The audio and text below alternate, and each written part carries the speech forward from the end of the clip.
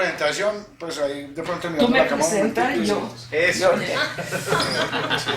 Bueno, muy buenos días a todos y a todas. Muchas gracias por estar presentes en este conversatorio sobre manglares de Brasil, en el cual tenemos la presencia de la doctora Yara Schaffer Novelli, profesora senior del Instituto Oceanográfico de la Universidad de São Paulo en Brasil.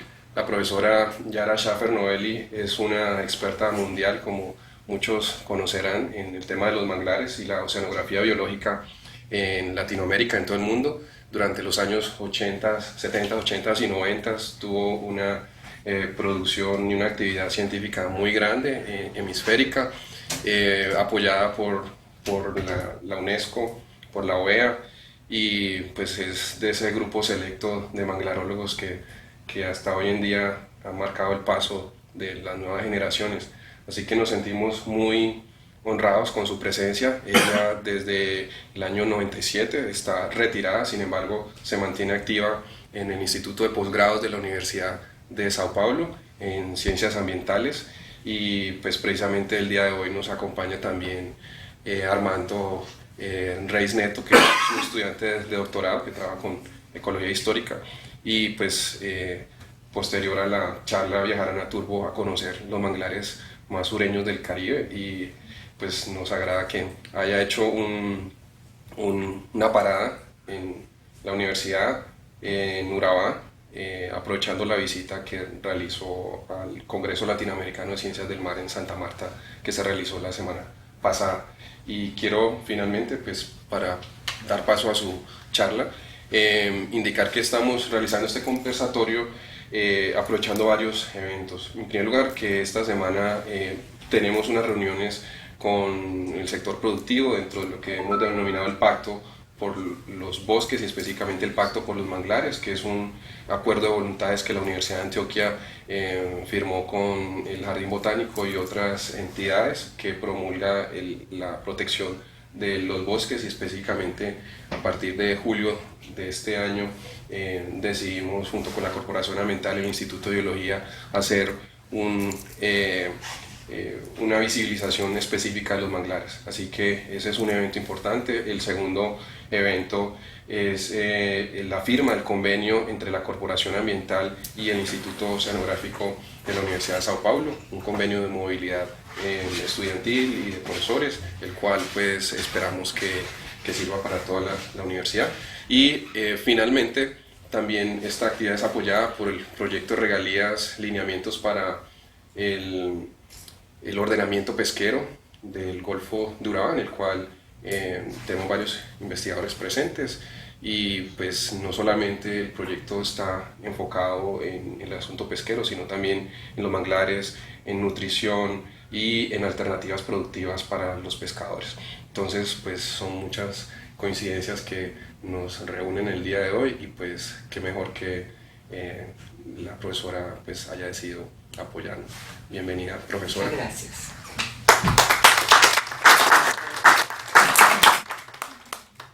Muy buenos días a todos, y bueno, a algunos ya les pido disculpas por algún error en el español. Además de mi persona, la computadora mía también se encarga de hacer arreglos, de sacar el español y poner el portugués. Entonces tenemos dos que no saben muy bien el español, pero se puede poner allá la ponencia y a explicar.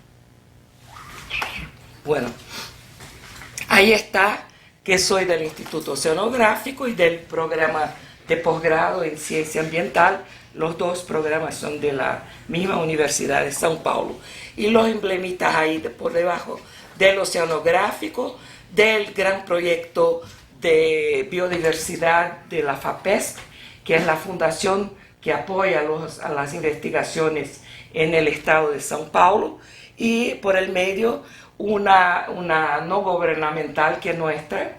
Y cuando me retiré de las reuniones administrativas del Instituto Oceanográfico, pues los estudiantes míos dijeron, vamos a tener una ONG para seguir trabajando en lo que acreditamos. Entonces tengo estudiantes que se formaron, un maestrado, doctorado, que están a lo largo del litoral de Brasil y todos estamos en el Instituto Bioma Brasil.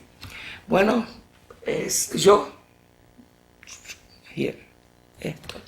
Bueno, una visión de los manglares ahí de Cananéia, que es el litoral sur del estado de São Paulo, a los 25 grados sur, y es 25:00 minutos, y 25 grados sur. El sustrato es muy arenoso porque la conformación de este tramo de costa son planicies costeras con muchas dunas de arena. Entonces la construcción de la geomorfología es muy reciente y toda la situación de Cananéia, que es un estuario muy grande que tiene como cierre solo una isla que tiene 70 kilómetros de largo. Entonces el sistema Cananéia es muy grande y tiene 120.000 años este estuario. Entonces en la visión más general puede ver una distinción muy grande con los manglares de Caribe, es que allá no tenemos muchas raíces de las ramas adventicias, porque nuestras mareas son bastante grandes. Aunque en Cananéia sea de 80 centímetros promedio, la amplitud de la marea, pero aún así hay una gran variación del nivel de la marea. Entonces no hay necesidad de muchas raíces adventicias. Entonces en Brasil hay dos Brasiles, dos litorales, y el de la izquierda sería para representar una concepción nuestra de la representación de cómo, si uno pudiera alejarse de la costa de Brasil, lo que tenía una costa al norte dominada por manglares y manglares en la costa. Son los más grandes manglares que tenemos y vamos después a ver por qué son tan grandes y que dominan en estas áreas todas donde sale el Amazonas, pero el Amazonas se dirige hacia oeste y no incrementa mucho las aguas hacia el sur, casi nada. Y el estuario del Amazonas es un estuario externo, no está dentro del sistema, pero afuera. Entonces es una situación bastante distinta. Y cuando uno está en la Guayana Francesa, a frente de Kourou, tú puedes ver el agua del Amazonas que pasa por ahí. Entonces va a enriquecer el Caribe. El Caribe sí gana las aguas ricas del Amazonas. Y después tenemos en rojo un área que es con el déficit hídrico es muy grande, donde los manglares son pequeños y siempre en unos estuarios pequeños, porque los ríos sufren mucho con la sequía. Adentro, el interior de esa zona roja es muy árido, especialmente en los años del Niño. La zona azul ya empezamos a tener cerca de la costa como arrecifes, no coralinos, pero arrecifes arenosos, que hacen una protección a los manglares que están también todos dentro de estuarios. No son muy grandes ni muy desarrollados. La costa gris es la costa donde empieza son playas arenosas, manglares en estuarios y no tiene mucha roca. Entonces son playas y manglares por adentro. Después viene otra vez una costa, un rojo más oscuro, es cuando hay la implementación o la ocurrencia de la Sierra del Mar, que es un terreno cristalino alto, y que hace con que la planicie costera sea muy estrecha, muy estrecha. Entonces no hay planicies costeras muy grandes, muy desarrolladas, y los manglares siguen en bahías e estuarios y muchas playas. Es como estamos ahí, es la costa más bonita, un trecho de la costa bien bonita, porque hay unas frentes cristalinas que hacen con delimitación de las playas. Entonces, playa y frente cristalino, bien bonito, terrenos muy antiguos. Y después, el azul otra vez, ahí no hay manglares, el extremo sur de Brasil, ahí puede ver la colocación de la Laguna de los Patos, y fuimos a ver la extensión bien más grande que la Ciénaga. Es grande, grandísimo, la Laguna de los Patos. Pero ahí no hay manglares. Entonces ahí tenemos la convergencia subtropical que vienen las aguas del Antártico, y ahí es muy frío y las amplitudes de marea son muy pequeñitas, pero es por las temperaturas. Quizás ahora con los cambios climáticos que se vuelva a aquecer esta parte más templada del litoral de Brasil, porque hay hallazgos de Crassostrea en estas dunas costeras. Entonces puede ser una señal de paleomanglares, pero todo muy especulativo. Y a la derecha es el diseño de las áreas de manglar, está en rojo, entonces uno ve muchos manglares densos, y en la costa hasta el sur, sudeste, sur, los puntitos rojos donde están las manchas de mangle. Entonces tenemos 8.000 kilómetros de costa y solamente el finalito es que no hay manglares. Hasta Laguna, 28 grados, 30 minutos sur, tenemos manglares. Entonces algunas características estructurales, ahí era para los estudiantes, a enseñar las fuerzas, ¿no?, que hacen con que la estructura de los manglares, que ahí está representado con el lenguaje de Odum, ¿no?, es una figurita muy antigua, pero muy didáctica. Y abajo en colores, una figura que representa el esquema de Odum, y ahí está el sustrato, es uno de los grandes que da una dirección a la estructura, y las mareas. Y esto tenemos una variación muy grande a lo largo de la costa de Brasil. En el extremo norte no tenemos una roca cerca de una montaña, cerca de la costa tenemos lo que llaman formación barreiras. Es arena del terciario, y donde hay entradas muy grandes que hacen con que el relieve de la costa sea muy, muy, muy recortado. Son las reentrancias del norte, y manglares están en la costa, pero la corriente no viene en contra. La corriente del norte de Brasil camina paralela a la costa.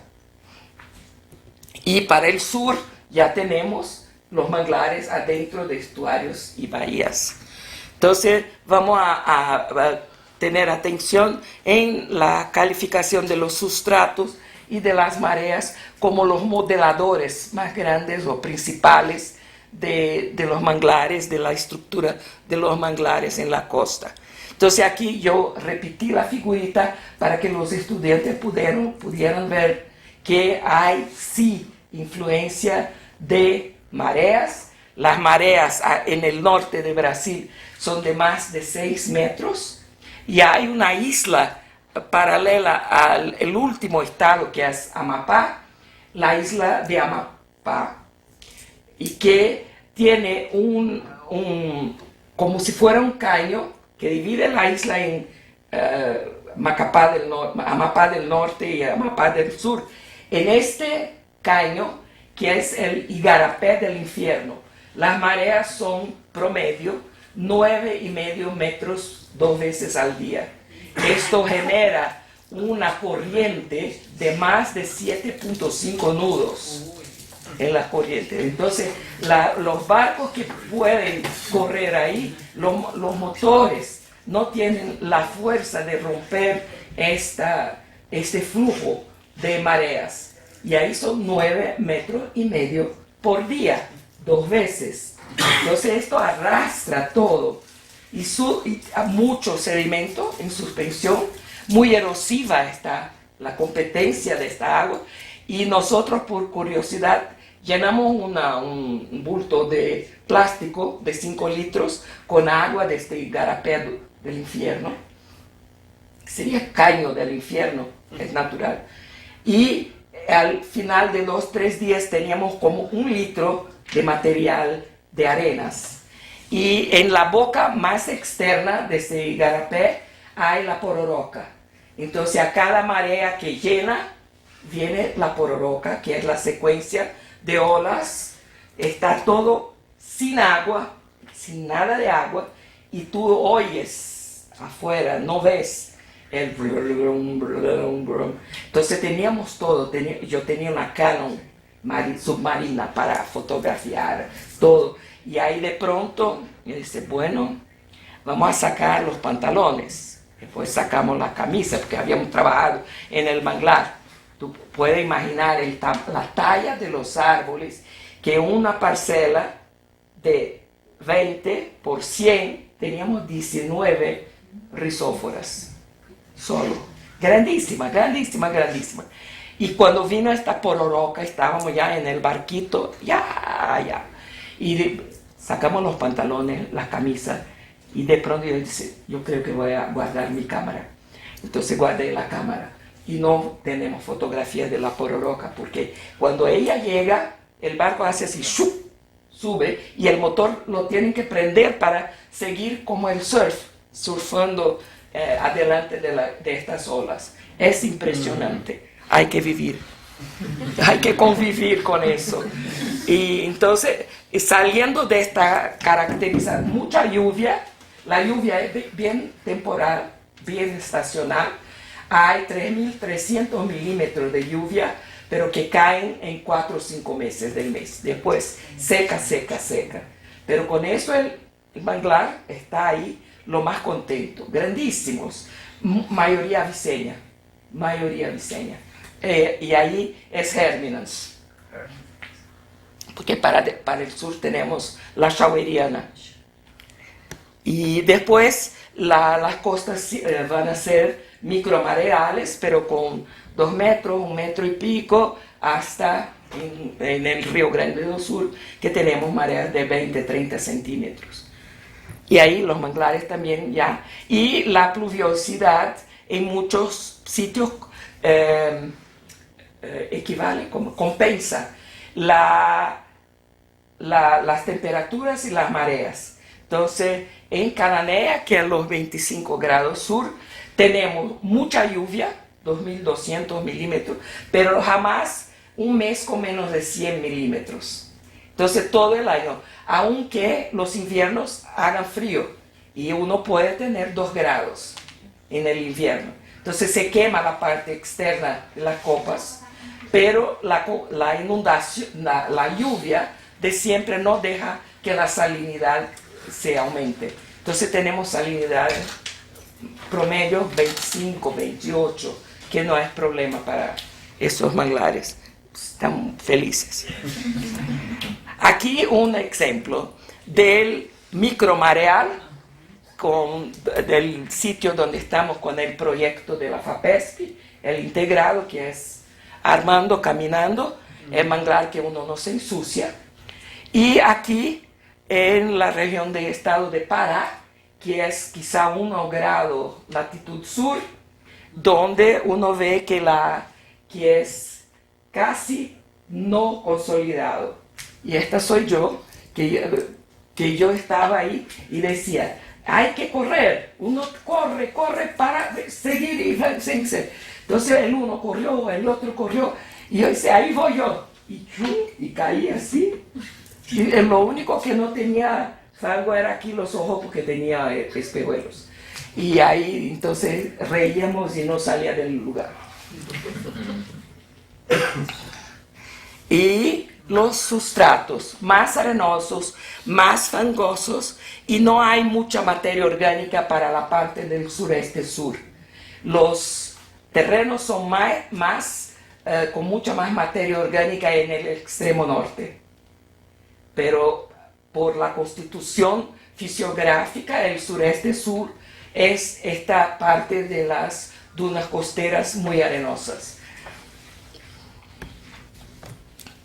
Aquí los dos de arriba son en el extremo norte. Uno ve la parte diantera de la franja del manglar, que las mareas son amplias y no nace el mangle ahí. Entonces llamamos de la parte del lavado, que se lava con mucha frecuencia, 2 veces al día por lo menos, y las embarcaciones que sirven, que hacen transportación de pescado, que tienen hielo adentro y pueden tardar 2-3 días para ir de un punto al otro. Y las de abajo, se ve la amplitud de la marea ya es menos, hay marea baja en la figura de la izquierda, y aquí es Cananea, y ya tenemos, se me enseñan figuras de manglar, yo puedo decir, este es manglar de tal sitio, este es de norte, de sureste, porque uno ya tiene la figura por la propia amplitud de la marea y del sedimento que está donde están. Aquí, la izquierda, la de arriba y la de abajo, el hidrodinámico que es tú. Uno ve la marea llena y la marea baja arriba y alta abajo. La distinción que tenemos, esto ahí en casi 25 grados sur. Esto no, en el norte no, esto es grandísimo.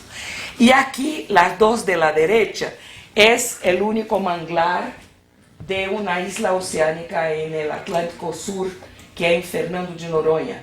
Es un archipiélago rocoso, volcánico. Estas islas tienen tiene un manglar. Entonces este manglar de sureste es el único y tiene solamente laguncularia racemosa. Son unas laguncularias así. Y el área es un poco menor que 1 hectárea, bien pequeña, y está en un sitio enclavada entre 2 dunas de arena. El agua es muy poquita porque en esta islas oceánicas llueve muy poco. Tiene un pequeño riachuelo que alimenta este manglar, pero recién capturaron el agua para servir a la ciudad. Entonces el agua que llega a este manglar es muy poquita, menos que poco.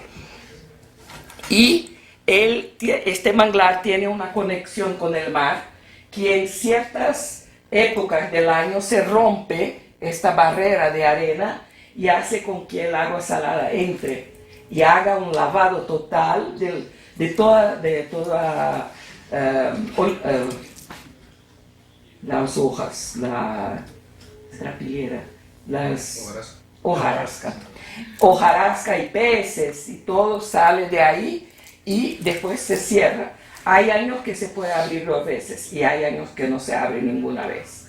Entonces es un manglar encerrado y estos árboles grandes son laguncularias. Es bello. Son 40 y pocos árboles solamente. Se trabajó total con todos los árboles, no hay submostreo.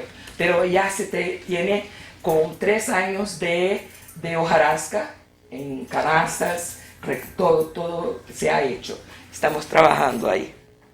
Pero el trabajo más intrigante, ¿hay intrigante? Sí.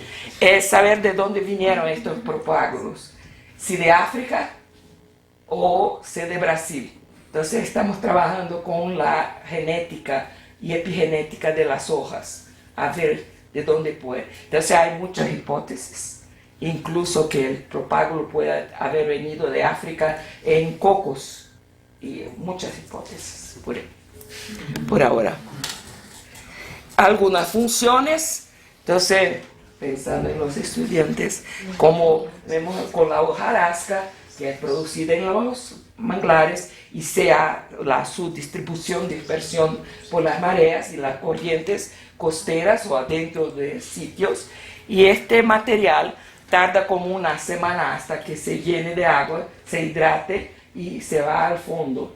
Y en el fondo tiene una participación muy intensa en como los lula, como es, calamares jovencitos y algunos pescados tienen su juventud muy asociada y dependiente de este material en los fondos bien fondo bajo costeiro raso someros.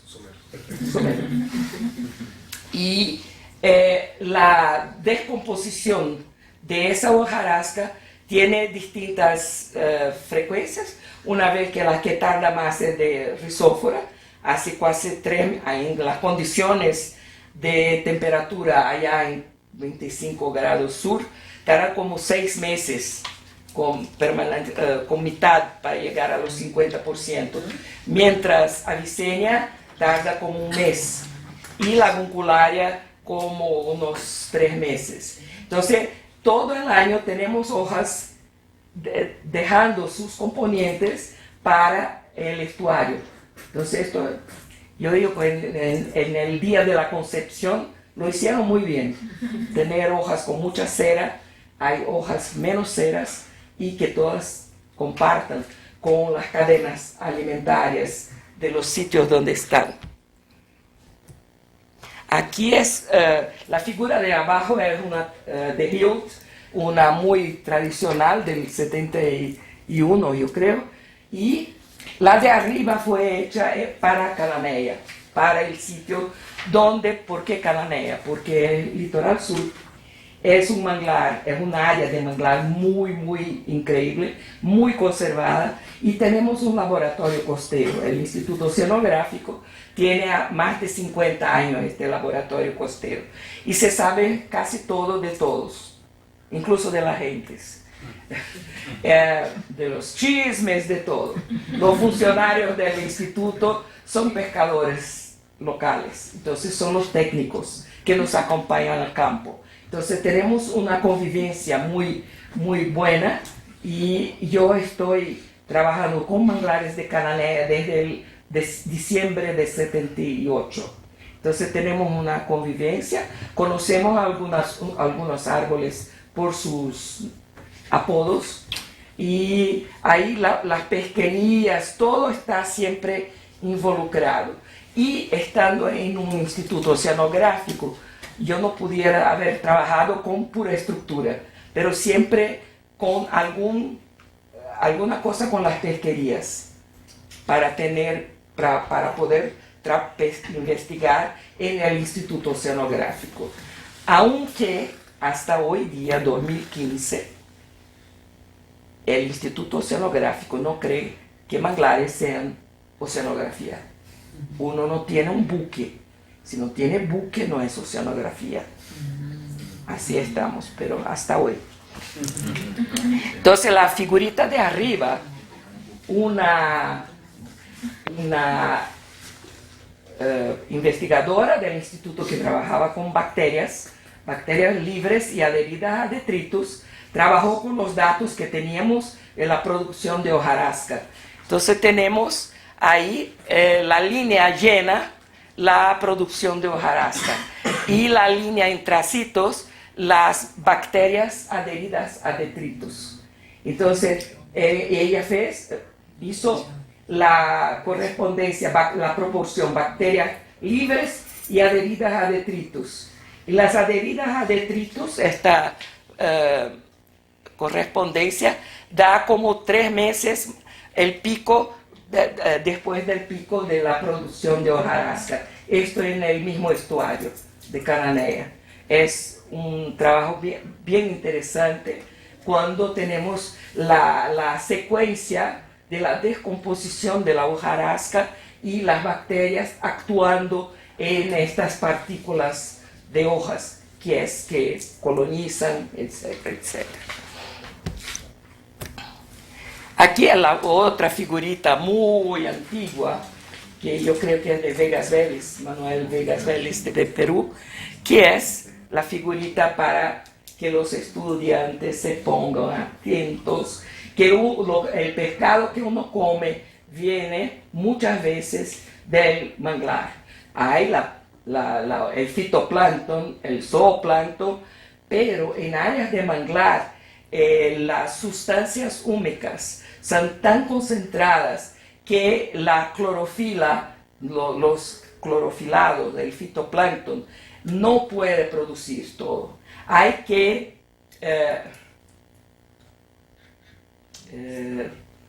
cuando disminuir las concentraciones, poner más agua, como diluir las concentraciones de las sustancias húmicas para que el fitoplancton produzca.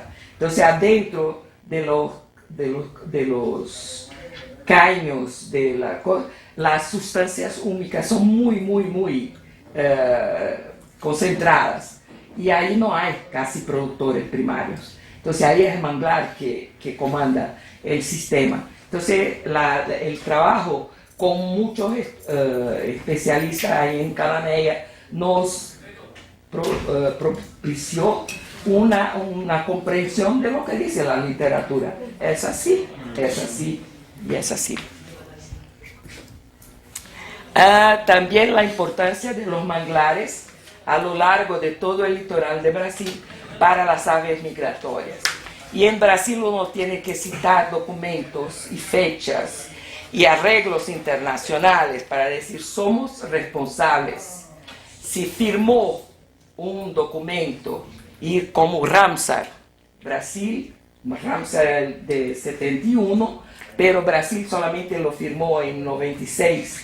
En el 92, para la Río 92, hicieron muchas 5 sitios Ramsar para pero no teníamos firmado la segunda vez, la confirmación, ¿no? con la convención. Pero siempre estamos pendientes de decir, Brasil es responsable, firmó Convención de Ramsar. Las aves migratorias dependen para su supervivencia de los manglares. Y está muy claro cada manglar que representa puntos, los stepping stones, ¿no? Para estas aves. Y llegan hasta el sur de Brasil. Entonces, incluso el Correo Nacional hizo una colección de estampillas con los animales de los manglares. Increíble. Y entonces tenemos siempre que la ruta migratoria neotropical del Atlántico, después de que todos llegan al hub ahí en Surinam, del Surinam unos van al centro, otros van al Atlántico y otros van al Pacífico. Entonces este hub y las costas nuestras son áreas vitales y de responsabilidad internacional para mantener a estas aves migratorias. Algunas amenazas, tenemos muchos, de todas las clases. Entonces, tengo aquí varias figuritas que enseño. Esto es en el puerto de Santos, que tiene una área de manglar, bueno, era mucho mayor. Hoy día hay como el 40% de los manglares que habían ahí, pero de depósitos de todos los combustibles, de que sean hidrocarburos de verdad, líquidos, los etanol de todas las clases y los, ¿cómo es que es? Tetra, bueno, ya, oye, que mi sistema no está calibrado. Bueno, un benceno ahí, bueno, ya me recuerdo. Bueno, ahí son depósitos y hace poco, unos meses, hubo un gran incendio en una de esas áreas que tardó 15 días para apagarlo, porque era foco total. Y lógicamente el producto se fue a manglar. Y hay un terminal de aciaría, de ASO, de producción de acero. Y hay manglares y la planta de producción. Toda la planta se fue construida por encima de manglares. Toda la planta. ahí el que pasa es por detrás de la Serra do Mar, es la Mata Atlántica. Entonces, ¿qué tenemos ahí? Todo este polo industrial, que es un centro industrial, hay más de 40 industrias de fertilizantes, de agrotóxicos, de petróleo, acero, todo. Una planta de Petrobras, una refinería de petróleo grandísima que queda ahí. ¿Qué pasa? La seta ahí que yo hice, todo este material que sale de las chimeneas va por hacer una convección en la sierra y viene otra vez y genera lluvias no ácidas básicas. Entonces, lluvias básicas que genera todo este material que encuentra la escarpa de la sierra y de ahí hace un retorno y se queda ahí mismo. La polución, yo no sé cuántos de ustedes se recuerdan, había el Valle de la Muerte, que de mucha anencefalía.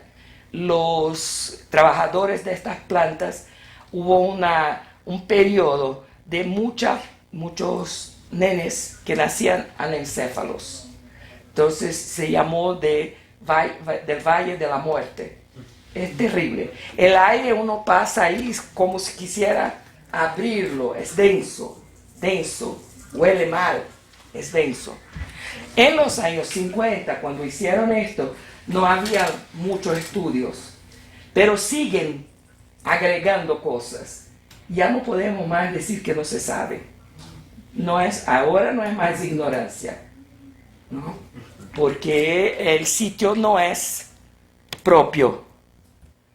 Miren, ahí los que trabajan en estas industrias viven ahí y se van viviendo en los manglares, y los manglares, y los manglares. Y manglares en Brasil son de preservación permanente. Preservación permanente. Pero yo prefiero que ellos sigan en los manglares que las industrias. Pues si me hacen la pregunta, ¿qué hacer con estas personas? Yo digo, déjalas. Que las industrias no, las industrias es que el terreno es de la Unión, no se paga por el terreno de manglar. Manglares no tienen dueño en Brasil, no es una propiedad. Tú no puedes vender un área de manglar. Entonces es de todos y de nadie, ¿no? Bueno, este fue un derrame de petróleo en el 83, el 14 de octubre de 83, y se tornó la primera vez que en Brasil se hizo una acción por un perjuicio ambiental, y yo fui la perita judicial del juez. En Brasil, por primera vez se hizo una acción por daño ambiental. Y nos dio mucho trabajo, porque yo no conocía manglares malos, siempre limpios. Pero cuando uno llega a un área así, esto ya tenía como un año del derrame, porque tan pronto pasó uno no podía ni acercarse, que el derrame vino de tierra por un ducto, un oleoducto, se rompió con una roca. Estaban haciendo construcción de la rodovía Río Santos, que es costanera, y una de las rocas se cayó por encima del ducto de Petrobras, que no estaba señalado. Entonces la empresa que hacía la explosión de las rocas no sabía que ahí pasaba, dónde pasaba. Que pasaba, pero dónde. Entonces era una roca de 20 toneladas y el ducto estaba enterrado, pero aún así se rompió, y por 9 horas ni los que recibió el petróleo ni los que enviaban el petróleo se dieron cuenta. Algo pasó y fueron 2.500 litros de petróleo. Sí, 2.000 más, no 2.500.000. Sí, de litros de petróleo. Y empezamos, entonces todas las hojas se cayeron, todas las ramas finas se cayeron, entonces se cayeron, y todo el sistema fue como una tapa de materia orgánica que atrapó el aceite por debajo. Y el petróleo vino de tierra, pasó por el manglar y encontró un río y se fue a la costa. Entonces esta es la receta más perfecta para que tú dañes algo costero, que venga el petróleo del mar, de la tierra. Porque si viene del mar, está en agua salada, que para entrar tiene que vir por abajo. Y el agua dulce siempre va por encima. Entonces como que estancaría la entrada de las manchas de petróleo. Pero como vino de tierra, con el agua más dulce, menos densa, se fue y regó por 100 kilómetros de costa, en esta parte central del litoral de São Paulo. Y así nos quedamos mucho tiempo sin poder entrar, porque los árboles tumbaban. Y llevarse un árbol de estos no es muy bueno para la salud. Y así fuimos, y ahora tenemos 35 años, 32 años, disculpa, 83. Y en 2013, cuando los 30 años se cumplieron, fuimos y todavía hay petróleo. Tú usas un muestreador de sedimento y cuando lo sacas, ¡flup!, sale petróleo todavía. Esto es 30 años después. Aquí otra clase de impacto, los puertos. Entonces, un área de manglar bien bonita y ahora un puerto, y que lo dicen que es de uso de un comunitario, no, es un beneficio, pero los puertos particulares no son del gobierno. Entonces no es beneficio, incluso en China, son chinos que están ahí. Entonces nada para nosotros. Y árboles de Avicennia así de gruesas fueron tumbadas. Y para entrar ahí, manglar es de preservación permanente. Es patrimonio de la Unión. Yo soy investigadora. Para entrar ahí y hacer mediciones fue muy difícil. Y vinieron los del puerto, hicieron, nos filmaron mi carro, el otro carro y la persona. Entonces yo tenía un estudiante que tenía una filmadora, hizo lo mismo con el señor. Empezó, filmó el señor, el carro del señor, y de pronto él dejó que hiciéramos el trabajo. Y seguimos monitoreando esta área a ver qué pasa. Y llegamos al 2012, y aquí abajo es una foto del Congreso Nacional en Brasilia. Y el otro es una caricatura del proyecto que se aprobó en el centro, que es, cambiaron el código forestal que teníamos de 65, que protegía la parte alta de los morros, protegía a las áreas de inundación de los ríos, protegía a las matas de inclinación 45 grados, protegía mucho a los manglares, prohibiendo que se construyeran las camaroneras, pero aún así construían, pero era prohibido. Pero cuando de este código, que no es un código, es una ley forestal del 2012, llamamos del Código Rural, que no es forestal. El Código Rural del 2012 se vino ya con ideas.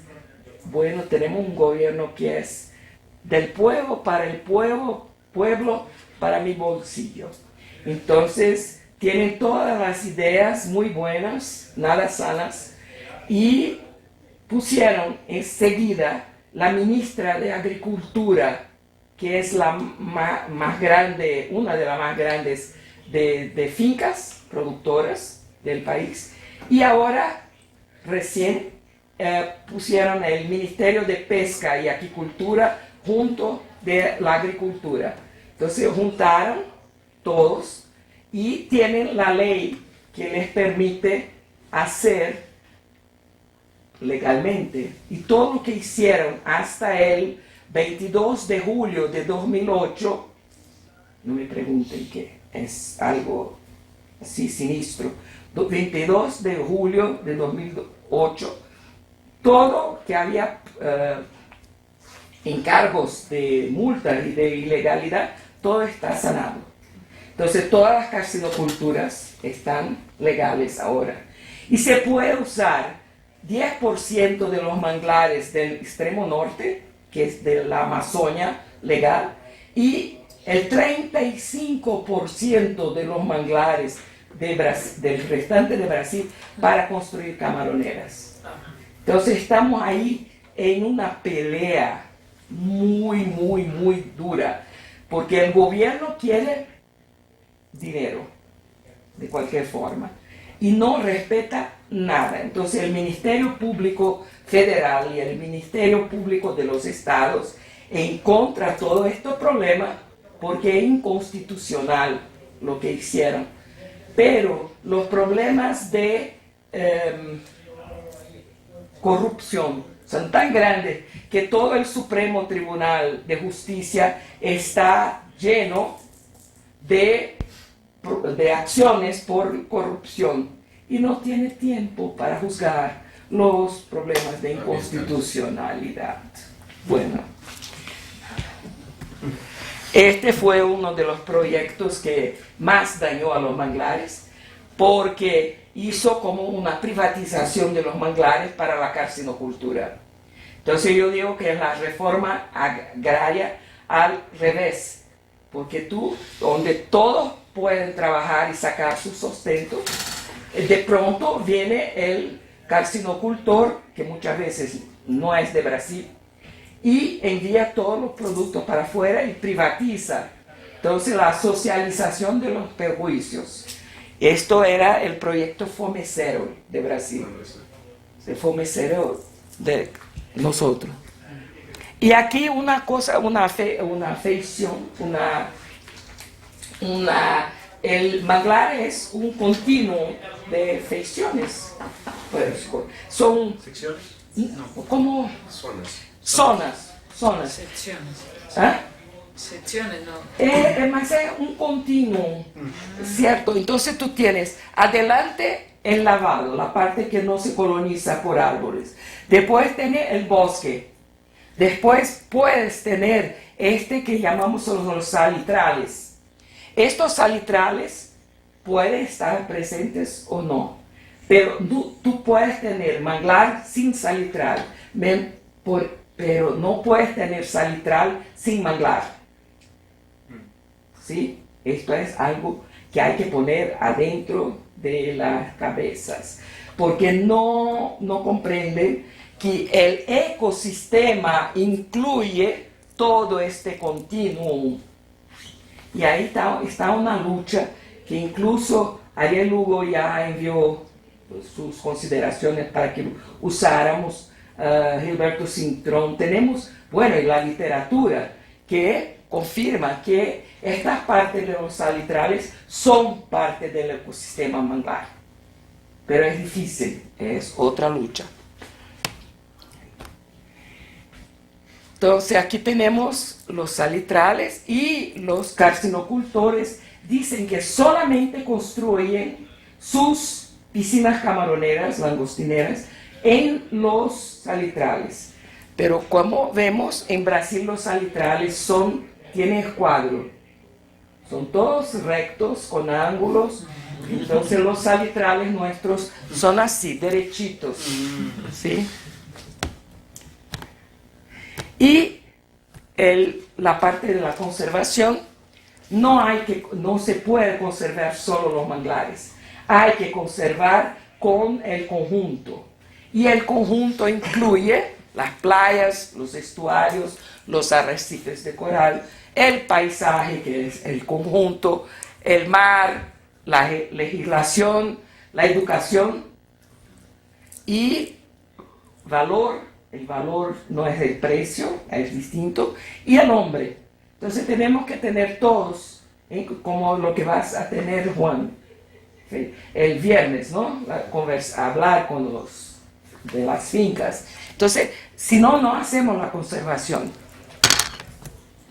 Entonces, esto es de Carl Jordan, una frase: la conservación conlleva, la traducción es mía, yo traducí del inglés para el portugués y del portugués. Entonces, la conservación conlleva hacia acciones que garanticen a las presentes generaciones a cuidar del medio ambiente, de manera que nuestros descendientes puedan disfrutar de su plena belleza, así como de las riquezas, de las diversidades estructurales y biológicas. Esta es de Carl Jordan, 2000, y considerando que estas acciones, pensando en nuestros descendientes, se corresponde a ética, necesitan de ética. Uno tiene que pensar en conservación en conjunto y con ética, ¿no? Entonces, conservación es una cuestión de ética, ¿no? El CQD, como quería demostrar, no sé, los 3 puntitos de la álgebra. Y se puede ayudar a la ética plantando. Esto es lo que estamos haciendo ahí en nuestro actual área de estudio en el litoral norte de São Paulo. Estamos plantando rizóforas, que es la única que pudiera lograr suceso en una calzada de puras rocas, que es un relleno del puerto de São Sebastião, el puerto donde llega 60% del petróleo de Brasil. Entonces, es pura roca y el rizófora sería la única que pudiera instalarse ahí. Estamos haciendo experimentos. Todavía no tenemos resultados muy buenos. Pero, ¿cuánto tiempo demora como...? Primero creamos los propágulos, hicimos plantulita y plantamos. Pero es un área que recibe mucho impacto de ola. Ahora ya estamos haciendo trasplante. Ya pegamos plantulitas un poquito más mayores y con él y con el otro alumno del doctorado que tengo, hicimos una recolocación de las rocas, haciendo como paredes para protección de estos arbolitos así que estamos plantando.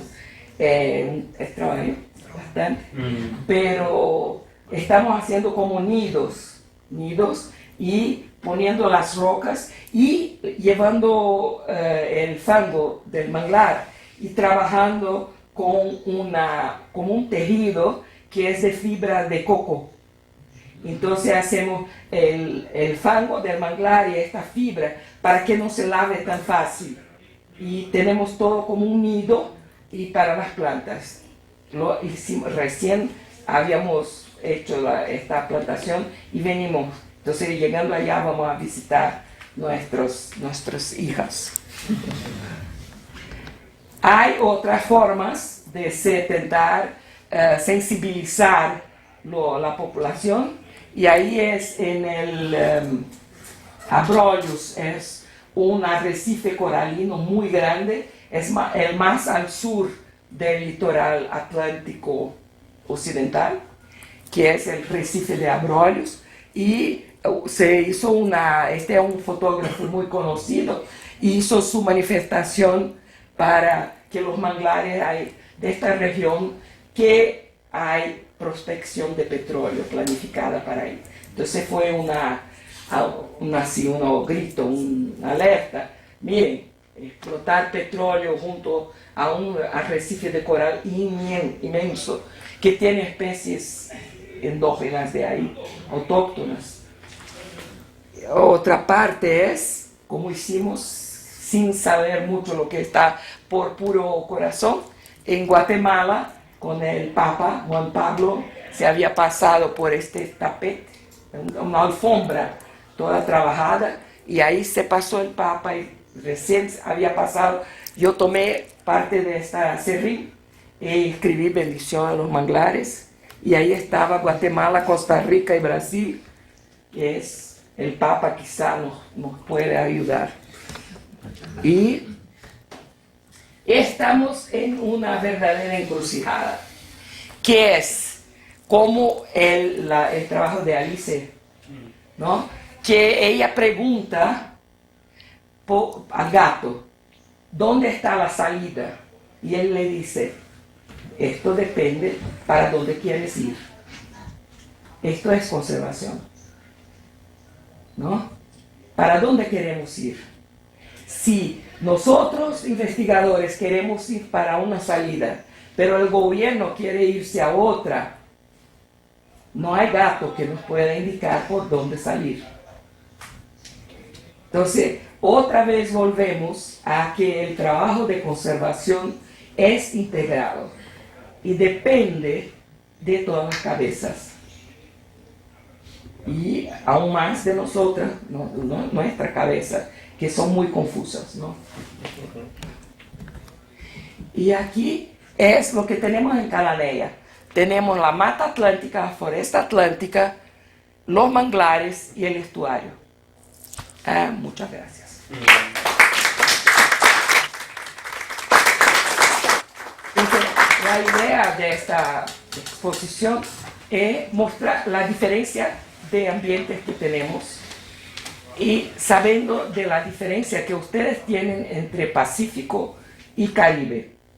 Es monumental, pero aún en el Caribe hay una diferencia, ¿no? Y yo estaba estos días pensando cómo que tenemos manglares tan altos, tan bien desarrollados acá en el Caribe, pero con mareas muy de pequeña amplitud.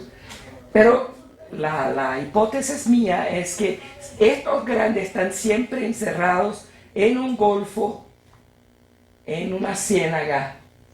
Ellos no están expuestos al mar Caribe. Y me gustaría trabajar con ustedes que están mucho más a par de lo que pasa. Es que cuando visitando otras islas del Caribe, Puerto Rico y otras tanto británicas como americanas y todo, uno ve que los manglares que están expuestos en la franja, directo en contacto con el mar, no logran grandes estructuras, ¿no? En la costa norte de Puerto Rico hay manglares de cuenca. Estos sí son grandotes. Pero en la costa sur, la cuenca es pura salina, salitral. Y depende de que vengan huracanes para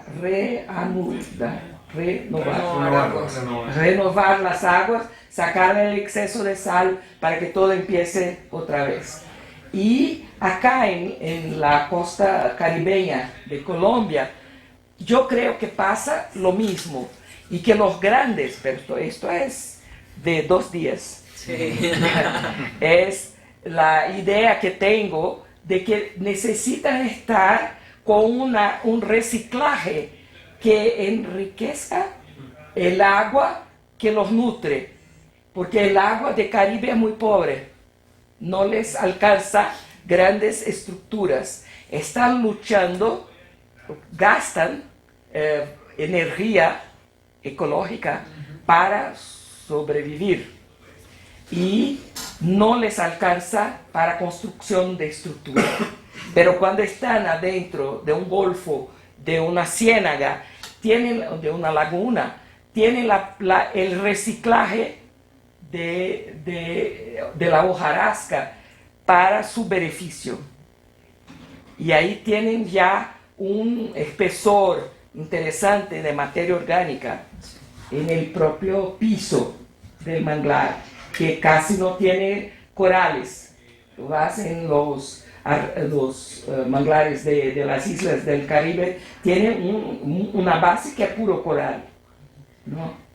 Y cuando viene el huracán, tiene una base de talasia que se va por encima y hay un segundo piso de estas plantas secas, ¿no? Que es más materia orgánica, pero no es suficiente porque el agua es pobre.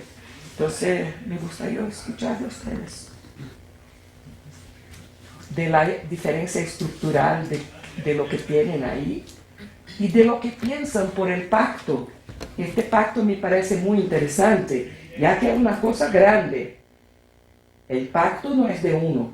El pacto de ustedes ya logró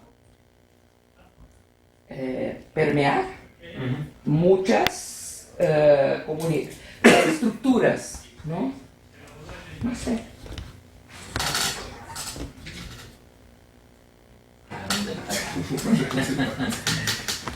Sí, bueno, con respecto al pacto, como mencionaba al principio, la idea es retomar la iniciativa que se tiene con los bosques, además de visibilizarlos como áreas que hay que conservar, como áreas que hay que reforestar, y por lo tanto también resaltar, en el caso de los manglares, que son nuestros bosques costeros, ¿no? Y hace un rato y durante la semana pasada que estuvimos hablando con la doctora Yara, la idea es mostrar que Antioquia tiene unos superbosques costeros, que no los tiene el resto del Caribe colombiano, ni siquiera el resto del Caribe sur de América. Entonces, precisamente aquí converge el hecho de que tenemos un gran río como el Atrato, que trae un montón de agua dulce, un montón de nutrientes, y un golfo que almacena toda esa agua y que además protege a los manglares de los huracanes y otros disturbios. Entonces, no solo es visibilizar eso, sino también empezar a buscar acciones por parte de la empresa privada para que un poco con responsabilidad social y ambiental trate de revertir algunos de los daños que históricamente han causado, pero sobre todo pensar en el futuro, en que esto es algo significativo, tanto más, diría yo, que los mismos páramos de Colombia y Antioquia. Entonces, pues la corporación ha sido extremadamente clave para lograr ese acercamiento con los bananeros, sobre todo, y el pacto con los bosques que lo coordina el Jardín Botánico está haciendo un lobby también impresionante para que, por lo menos, creo yo que por primera vez en muchos años, yo no sé si Jairo, que lleva tantos años aquí, nos podría ampliar eso, estemos sentados en la misma mesa científica con empresarios. La primera vez. Esperamos que esté el rector el viernes. Se han invitado a los rectores de varias universidades, o sea que hablemos de ciencia, de responsabilidad social y que planteemos una acción. Todavía esto es una primera jornada que va a ser más pedagógica, porque inclusive Augura dijo, antes de ir a hacer algo muy grande con medios y tomarnos la foto y luego decir no, mejor no, queremos saber qué es esto, ¿cierto? Entonces pues ahí hay varios representantes del comité intergremial, que son los grandes empresarios de Colombia, y yo no sé, en términos de que el Producto Interno Bruto de Colombia, Antioquia maneja el 13%, eso es mucho. El Valle maneja el 9%, produce el 9%, o sea que aquí es donde está la plata. Si queremos buscar algo significativo, pero además acciones de desarrollo, sobre todo ahora que se habla de puertos, carreteras, más desarrollo económico para Urabá, que sea con responsabilidad social y sobre todo ambiental, y pensando en sostenibilidad, porque hay otros asuntos que todavía no hemos hablado, y básicamente es que el ascenso del nivel del mar es una realidad del Caribe, y que el cambio climático, básicamente extremos y sequía en el Caribe también es una realidad, o sea que no podemos pensar más en más gente al lado de la costa y infraestructura al lado de la costa. Entonces esperamos con todos los que estamos en esta actividad que sea un momento para pensar, por lo menos, al menos sentarnos y pensar. Sí. Yo quería en este momento, el trabajo que hicieron está un poquito así arrugadito, porque quedó en la mujer morral de él. Es el producto del trabajo de este proyecto integrado que estamos haciendo en el litoral norte con por el apoyo de la Fundación de São Paulo a la investigación, que es cómo comunicar con un lenguaje muy simple, bien directo, para comunicar con la comunidad del sistema donde estamos trabajando, porque una vez que publicamos siempre en sigma, teta, inglés, lo que sea, estas gentes no saben. Entonces uno llega ahí, mide, sale, habla, y los resultados no llegan a la comunidad. Y esto fue una publicación especial para que ellos sepan lo que estamos haciendo, con un lenguaje y muchas figuritas, para que comprendan. Y hicimos ¿cómo se llama? El lanzamiento del libro en el mismo municipio donde se da el proyecto, e invitamos a todas las comunidades, pescadores y todo, y las autoridades no fueron, pero los pescadores fueron. Y hicimos toda una fiesta para que ellos se sintieran parte del proyecto. Y este proyecto empezó antes de someternos a la FAPESC. Hicimos una reunión con todos, NGOs, la parte gobernadora, las instituciones federales y pescadores. Y les presentamos lo que queríamos hacer en el área. El área tiene un manglarito así de chiquitito, pero se conoce la bahía por el manglar. Los manglares del Araçá. Nadie habla de los poliquetos, de los peces, nada. Hablan de los manglares del Araçá. Pero los manglares, yo jamás he trabajado en manglares que no hay manglares. Pero es un sitio que hay que sacar, yo digo, leche de roca. Sí. Entonces es así que trabajamos allá. Hay poca cosa para trabajar, pero es el manglar do Araçá. Y así hicimos todo el trabajo. Presentamos, ellos hicieron, preguntaron, tal. Y cuando tuvimos la aprobación del proyecto, que es un proyecto grande con mucha plata, reunimos otra vez la comunidad para presentar lo que habían aprobado y cómo íbamos a trabajar del 2012 al 2016. Y ahí estaban los pescadores, todos estaban, alquilamos un teatro de la ciudad para tener espacio para todos. Entonces, estamos trabajando en conjunto.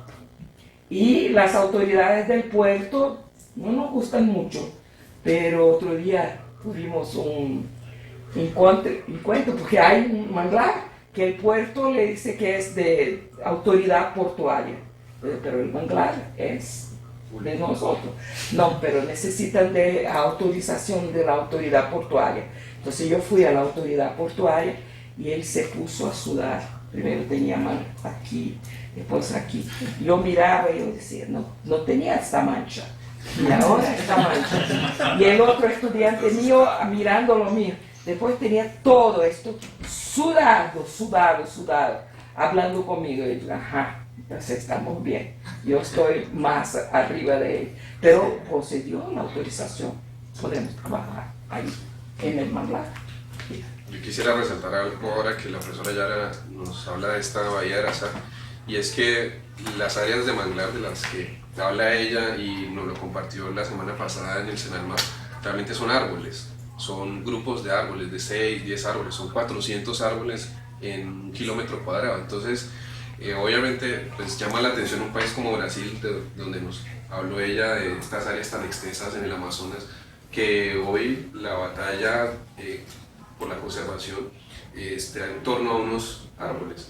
Y precisamente ese es un ejemplo y un estímulo para lo que queremos hacer aquí en Urabá, donde también se lo dije en el Senalmar. Tenemos los manguezales más grandes de Colombia, ¿cierto? Entonces, podemos ser un poco los brasileños del Caribe, y tenemos con qué hacer una bandera de la conservación con todo, ¿no? El atrato, pero aún esos pequeños manglares que no son tan pequeños en la costa oriental, más urbanizada, que los compañeros del OPECO y la corporación también conocen, vale la pena.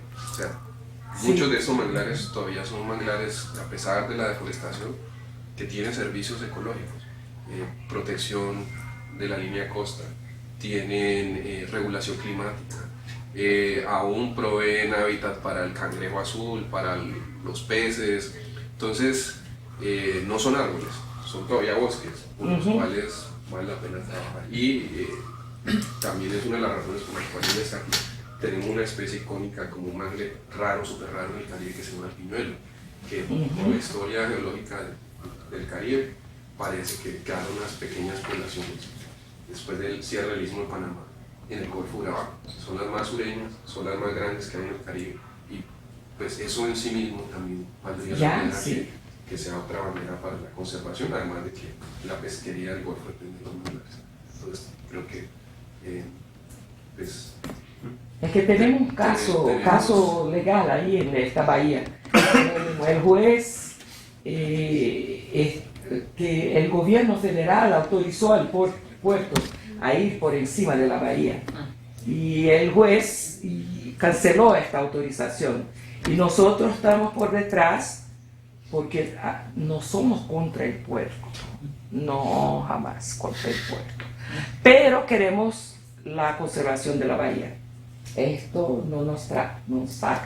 Entonces siempre están, no, el puerto, no tenemos nada en contra del puerto, pero la bahía produce tanto, rinde tanto, tiene más 80 aves ya identificadas, algunas que tienen su ruta migratoria y pasan por ahí. Entonces luchamos así, ¿no? Dice, cuando uno muerde y después sopla, ¿no? Sopla. Entonces se muerde y se sopla. Entonces ahí vamos. Eso.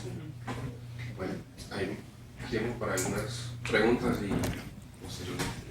Bueno, este es de no experto, pero a ustedes que son, tengo entendido que en Ayapel, por ejemplo, que son aguas muy, ya en el interior hay también manglares. No sé, tú hablas ahora de lagunas y lagos, pero me imagino que te referías más como cerca de la costa o con conexión costera. Sí. Pero aquí hay unos ambientes que son como, y tú me corriges, no sé, pero la depresión Momposina y Ayapel, hay muchas lagunas o ciénagas que llamamos nosotros, interiores, pues no tienen conexión con el mar, y tienen manglares, y de hecho pues, han sufrido mucho por los cambios de nivel, pero están, o sea, existen unos manglares interiores. No sé si sabes de eso, o si hay posibilidades, digamos, o si nosotros estamos trabajando en eso. Bueno, hay me permito responder. Un uso vernacular del nombre manglar que es diferente a los manglares en sentido estricto taxonómico. Entonces, de hecho, hace unos años que estábamos en un programa de radio, el Día de los Manglares, llamó una persona de Ayapel a decir: profesor, muy bien su charla, pero usted está equivocado. En Ayapel tenemos manglares, pero son otra especie, son plantas de agua dulce que por el sitio anegado en el que viven han convergido en su desarrollo de raíces, pero son otras especies de agua dulce. Pero pues creo yo que por la misma cultura costeña pues que hay en las ciénagas del Caribe interiores, pues se ha adoptado el nombre de manglares, pero son especies diferentes. Sí, así que ya pues, Gracias, no, me aclaran muchas cosas también, pero no son incluso como ambientes o ecosistemas muy particulares. son equivalentes en términos de la inestabilidad de los sedimentos, pero no tienen la salinidad que realmente es el punto clave para la distribución de los manglares. Sí, para que las glicófitas no logren ganar de los mangles. Ya, bien, gracias. Porque los mangles viven muy bien en agua dulce, pero las glicófitas viven aún mejor. Entonces los desplaza y ellos se quedan con el agua salada. Pero pueden mucho. ¿Sí? ¿Entiendes? Pues yo tenía una duda, pero era con respecto a a los manglares que mostraste en Sao Paulo, que ya llevan 30 años. Después de esos 30 años, ¿hay algunos evidencia de regeneración? Sí, se murieron las rizóforas y después de unos cuantos años, quizá unos 7, 8, se aparecieron laguncularia, pura laguncularia, y esta laguncularia se ha desarrollado por encima de este tapón de materia orgánica. Y ahora empieza a intercambiar masa y está muriendo. Ya. Entonces tenemos el 19 de noviembre la defensa de una tesis doctoral de estudiante mío que va a trabajar con la panarquía, donde se trabaja con los manglares como estaban, entonces el equilibrio del bosque de Cristófora, se vino el derrame, se murieron, pero ahora lo que nace es la guncularia y ya estamos en la estabilización de la guncularia y empieza a morir la laguncularia. Esto en 30 años, o sea, un ciclo y el otro, y la panarquía está ahí representada. Difícil de incluso tener la banca, el comité de examen, porque el término con panarquía, ¿qué? No, estabilidad de sistemas, los sistemas, tal. Sí, entonces un poquito difícil de tener el comité de tesis, pero está muy lindo, muy lindo.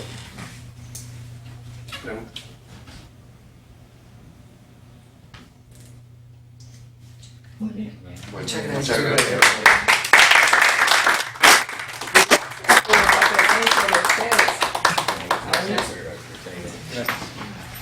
Você tranca, fecha aqui para tirar o girinho.